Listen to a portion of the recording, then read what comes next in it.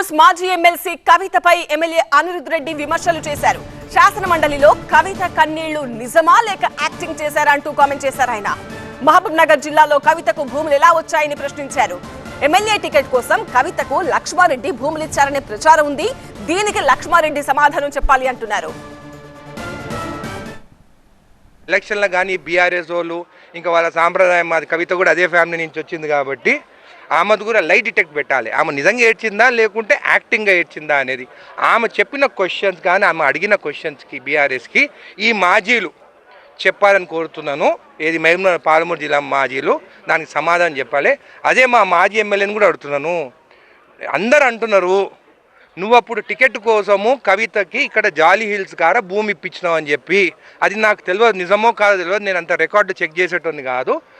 నువ్వు దేవుని గుడిలోకి పోయి దేవుని దగ్గర కాళ్ళపైన చేతులు పెట్టి నువ్వు కవితకి భూమి ఇక్కడ ఇప్పించినావా లేదా టికెట్ కోసం అని చెప్పి చెప్పాలి. కవిత కూడా అదే చెప్పాలి, ఇక్కడ భూములు ఎట్లొచ్చినాయి మహబూబ్ నగర్ జిల్లా అని చెప్పి చెప్పాలి.